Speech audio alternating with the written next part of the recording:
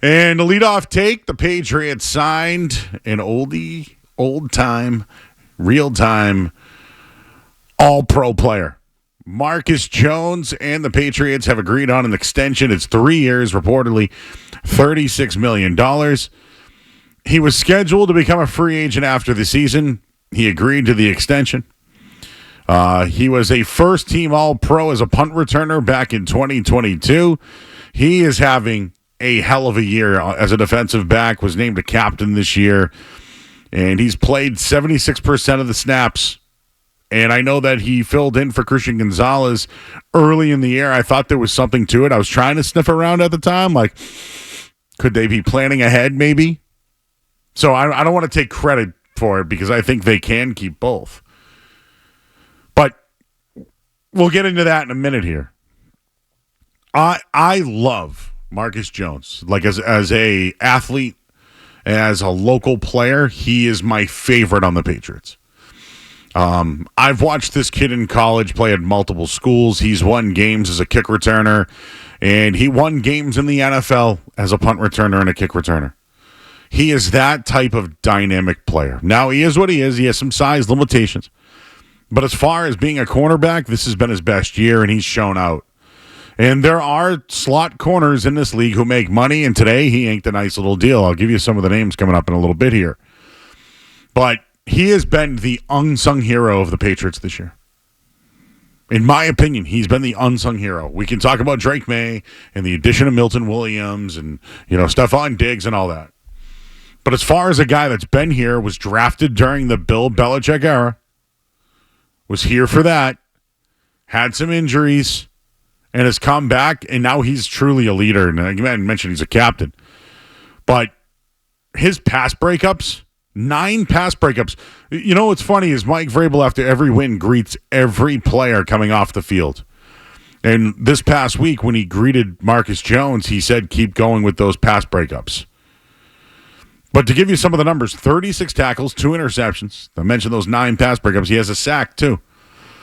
I think he's been their unsung hero, and I couldn't be happier for a team guy. Think of the team players like him over the year. Now, he's getting paid handsomely. He's got a nice little deal. We don't know what the actual real money is, but $36 million. I mean, that's the going rate for a slot corner. But I just think of guys like Kevin Falk, Troy Brown. He's probably better than those. Faster, no doubt about it. But that's what I mean by culture, locker room guys. That's what Marcus Jones is. That's what he adds to the table, and he's here for at least another 3 years after this one. I always thought Mike Vrabel liked him because he made him a captain. And at the time, because I'm Talk Show Joe, I was sniffing around a little bit about what that means for Christian Gonzalez, who is missing time with a hamstring injury. And I hate to go back on that, but you have to start thinking about Christian Gonzalez, who last week I thought played his best game of the year. He was more physical is what I mean by it. Generally, his presence alone is impactful. I mean, think about it. Since Christian Gonzalez has come back, the Patriots haven't lost. That was one of the things we'd said early in the year.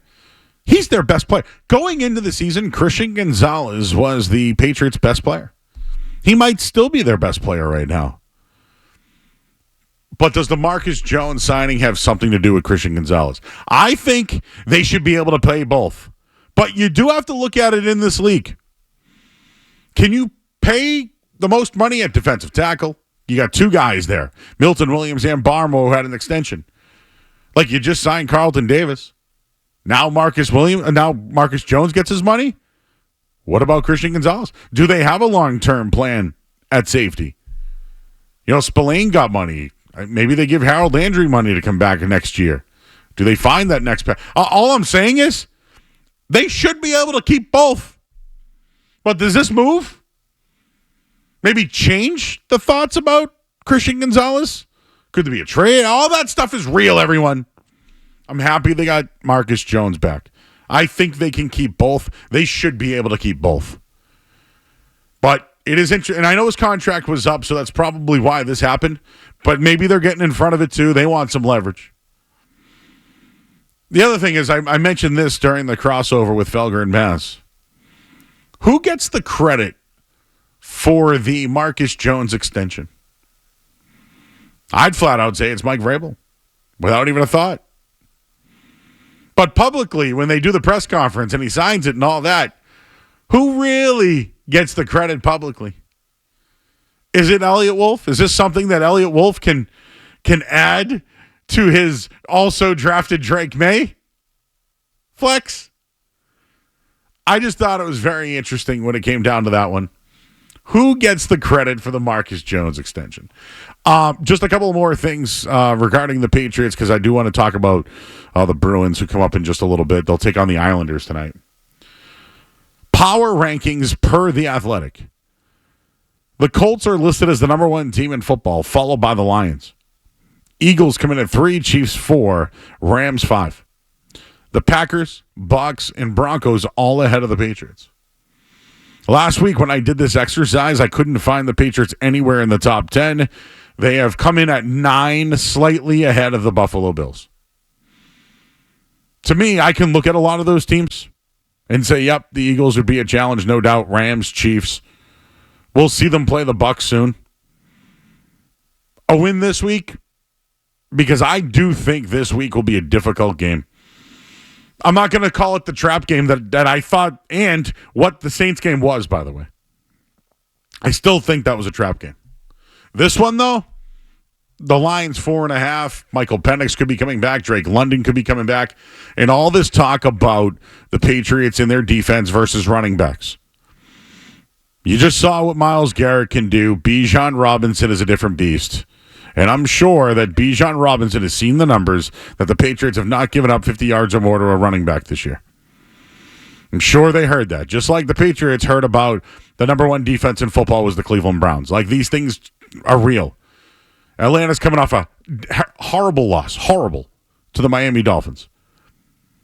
I think they're going to be ready. Now they have to go on the road. They're not indoors. And the way the Patriots are playing, I don't know what many teams could beat them or who.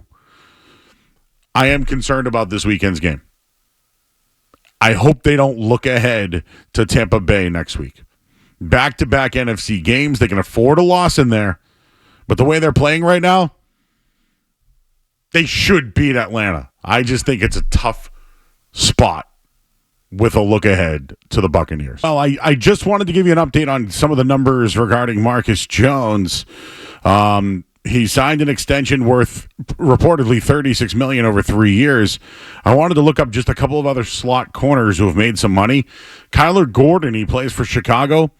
He signed for 3 years, $40 million. He got 31 guaranteed. Jordan Lewis plays for the Jaguars. He signed a 3-year, $30 million deal. He got $20 million guaranteed. So if Marcus Jones got 36, I'm going to say it's somewhere right in the middle of $25 million guaranteed. I'm going to assume that. I saw that Tyler Kyles,